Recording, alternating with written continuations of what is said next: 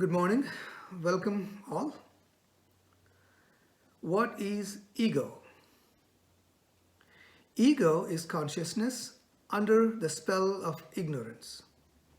Ego is a consciousness pretending itself to be a separate self that seems to be aware of objects. Awareness is simply I. Impersonal ego is the I in I am. Personal ego is the I in I am this or me. What we seem to be is the ego me, and what we really are is the awareness. Ego is the part of your mind that thinks that you are your mind. Ego is not you. It is an idea of you. Ego is a sense of individuality and a confused mixture of consciousness plus body. In Vedantic terms, ego is known as ahamkara, the I concept. Aham means I, and kara means the notion or idea about I as the thinker-doer. It is also known as chit, jada grandhi, and not between consciousness, which is sentience, chit, and material, which is insentience or body, jada. Ego is ignorance as a confused mixture. It is not an entity with independent existence.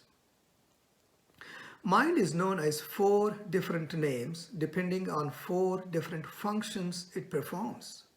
Ego, ahankara, the me sense; higher intellect, buddhi, the determining faculty; lower intellect, manas, the doubting and feeling faculty; and memory, chitta, the conscious and subconscious memory. It is important to mention here that when higher intellect or buddhi gets clouded for any reason, ego takes on a strong personal identity, me-ness. Then the buddhi functions only in that context, around that axis, and becomes a slave to ego, ahankara. This is when the troubles start. When the ego is impersonal, it is known as soul or chidabhasa, a reflection of awareness shining in the intellect or buddhi as I am, or a seemingly enclosed awareness. Taking myself to be the subtle body in the buddhi intellect.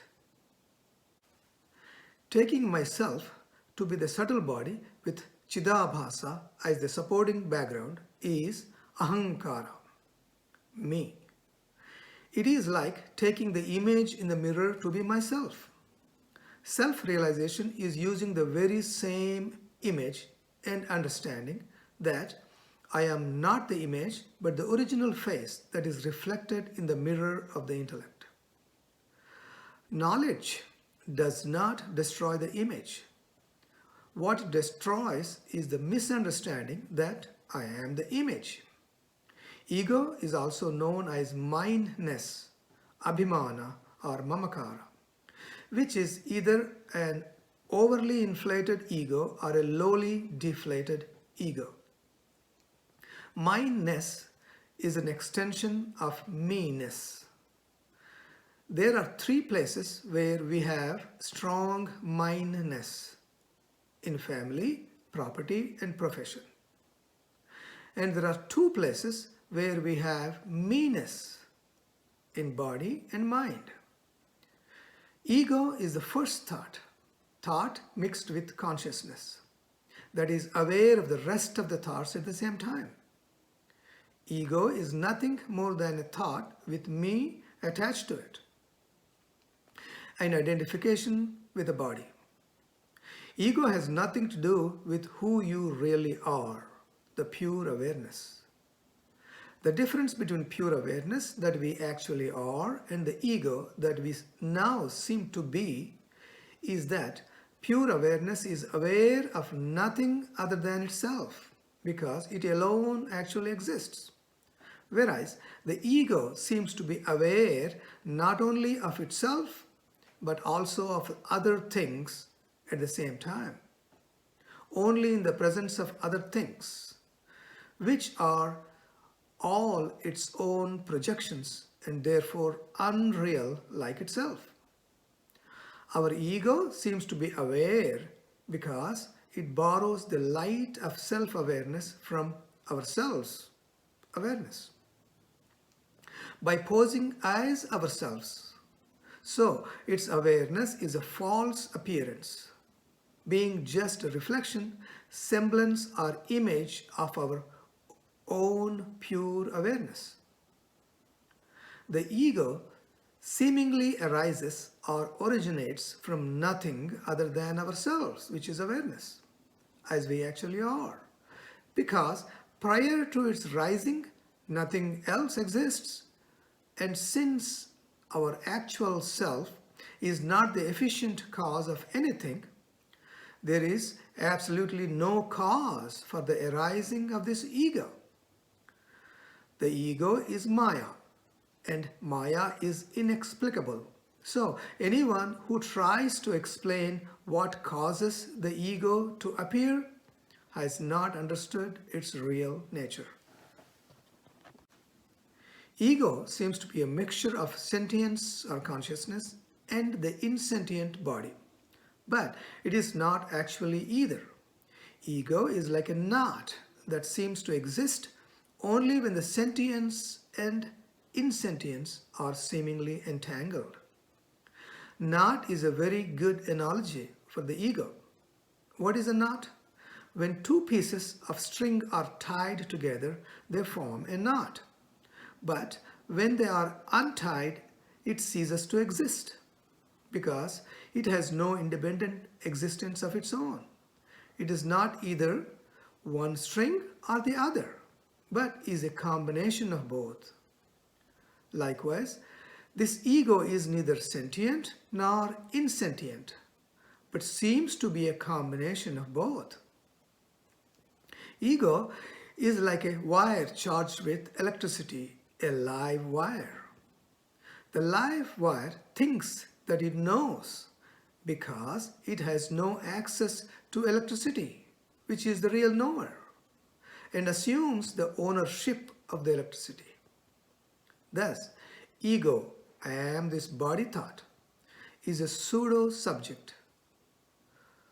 Soul or Chidabhasa or consciousness or reflected awareness, I am, is the subject or the witness or the sakshi, and pure awareness is the subjectless subject because it cannot take part in experience. The intellect as the secondary consciousness is confused, and as a result, the pseudo-subject ego assumes that it is the real subject and takes control of the life. We call this samsara. When we actually seek the ego, it disappears. Take, for example, hurtful words. Obviously, hurt is not inherent in the words. Who is hurt by these words? Consciousness cannot be hurt as it is an open, aware, space-like element that offers no resistance. Thoughts, feelings, images, and perceptions, which is mind, cannot be hurt as they are all forms of energy and insentient. Thought is known. We can express the hurt by a thought, but a thought or an image can never be upset by the words. Body matter may show the after effects of hurt, but cannot itself feel the hurt as it is inert. An eye or a cheek or an ear cannot get upset when we hear the words. Well, what else is there in the world other than matter, mind, and consciousness? Individual self is thus nowhere to be found. The ego is a byproduct of the illusion that whatsoever we are seeing is true or real, including our body.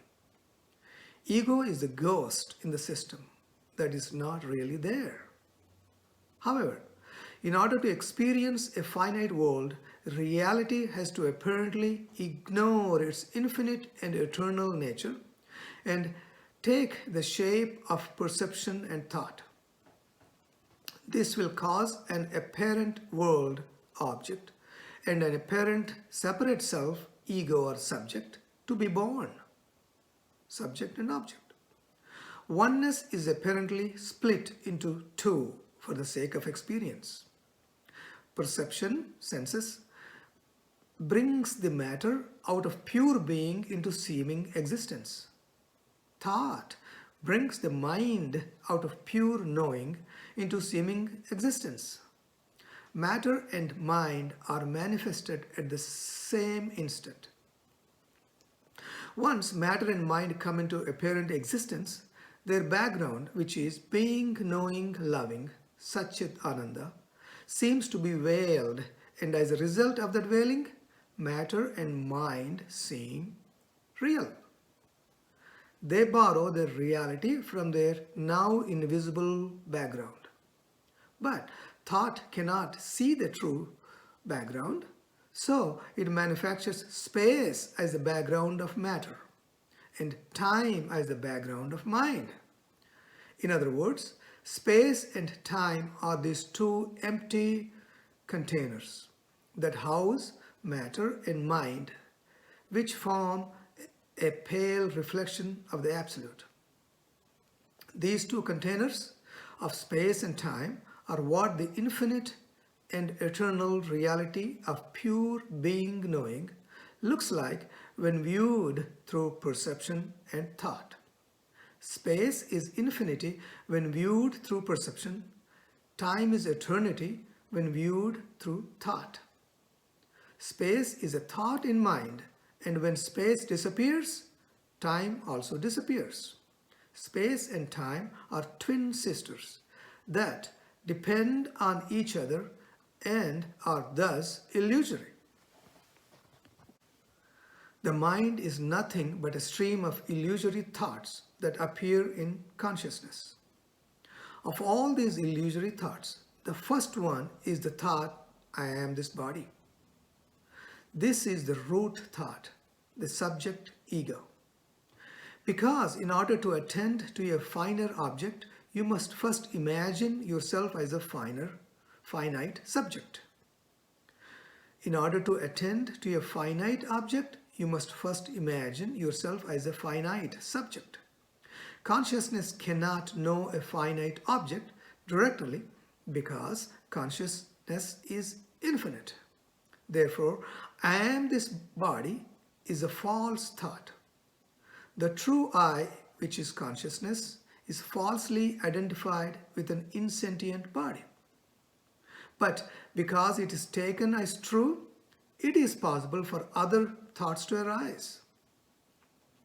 This false first thought is the ego, the thinker. The ego or the thinker is what perceives the other thoughts, and by perceiving them, it creates them at the same time.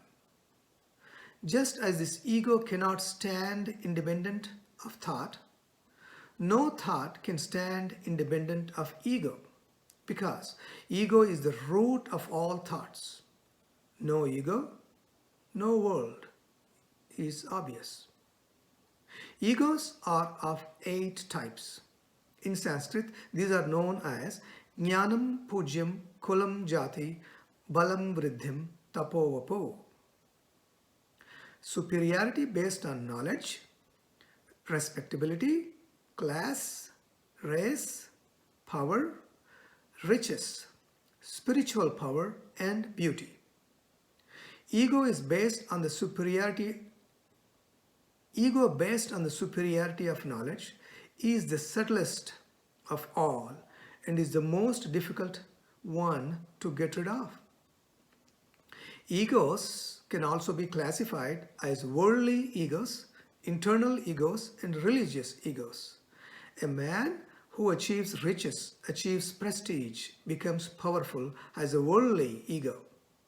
A man that is depressed, guilty, sinful has an internal ego. But do not think that a person who is struggling religiously does not have one. He may have an even subtler ego, a deeper, a more refined ego, but he has one, a religious ego. And he will fight with it. And when he wins, he has a very egoistic feeling. He feels power. You may have the ideal of egolessness. That does not matter. The ideal brings the ego. Your ideal of egolessness will bring subtler and greater ego. Hence, the emphasis of spirituality is to dissolve the personal ego. Only then you are healthy, you are harmonious, you can enter the divine. So, who is egoless? The man who has no ideals is egoless. How can the ego be created? How can the ego be created in that situation? The very energy is missing. The energy comes out of friction, conflict, struggle, will. Have an ideal and you will become an egoist. The idealist is an egoist. The greater the ideal, the greater the ego. The ego is created between the real and the ideal. You may have the ideal of egolessness. That does not matter. The ideal itself brings the ego. Your idea of egolessness will bring subtler but greater ego. The ego is very intoxicating. It makes you unconscious. You become two persons. One voice says, do this. The other voice says, don't do that. Then the ego arises. That's the whole mechanism. That is the reason we are all, to some extent, schizophrenic.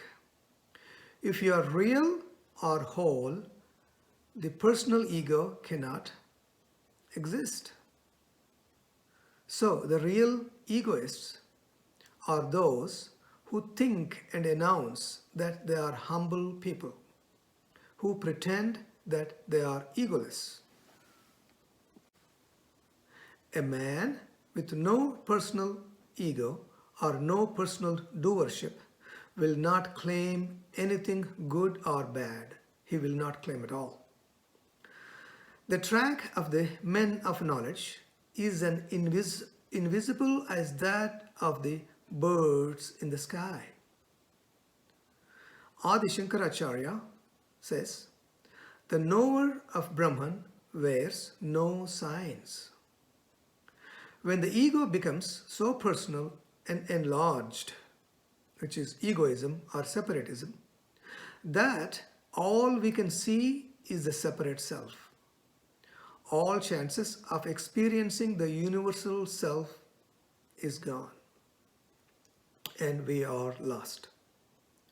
Ego was never meant to separate you forever from the universal self, but indeed to make you more aware of it. What you are trying to do is use the illusion of separateness to better comprehend and appreciate the experience of oneness, which is who you really are.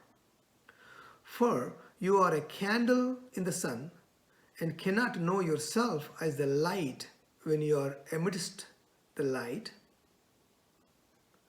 Yet you must separate yourself from the light so you might know yourself as who you really are. Actually, egoism, a misunderstanding about who we are, not ego, is the problem. Egoism is the problem, not the ego. An ego is just embodied consciousness. Do not see ego as a mistake or a problem. See it as a limitation on your true nature. Awareness knowingly and willingly limits itself in order to assume the form of a finite mind, around whom the ego revolves in order to bring manifestation into existence. Awareness gives birth to the world within itself and loses itself in that world, becomes an ego in that world, and then extricate itself from its own creativity. It is all part of the cosmic play. It's natural.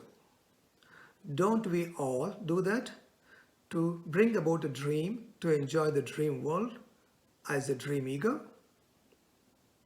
So, ego is our chief tool in creating this illusory world. It is the device which allows us to imagine ourselves as separate from all the rest of us. It is the part of us that thinks of us as being an individual. We are actually not individuals, yet we must be individualized in order to comprehend and appreciate the experience of the whole. And so, in that sense, it is good to have an ego. Given what we are trying to do, it is good. Ego that propels us is good, and ego that controls us is bad. Ego is a perception tool, a role-playing tool, not a master. The smaller self, ego, must be used as a device with which to see, realize the larger self, awareness or Brahman. Use illusion to get out of illusion or free of illusion. Go from dualism to duality, to not duality, and to non-duality. Or, that is mine, to I am this body, to I am, and to I. Jesus Christ said, "Be in the world, but not of it." Nothing in life is what we imagine it to be. This does not mean that it is not there. What it does mean is that it is not real. That is, it is not really what it looks like. It is not what we assume it to be. The world is only real as awareness. The trick, therefore, is to know how to live with the illusion and not within the illusion. The trick, therefore, is to know how to live with the illusion, not within the illusion. Thank you.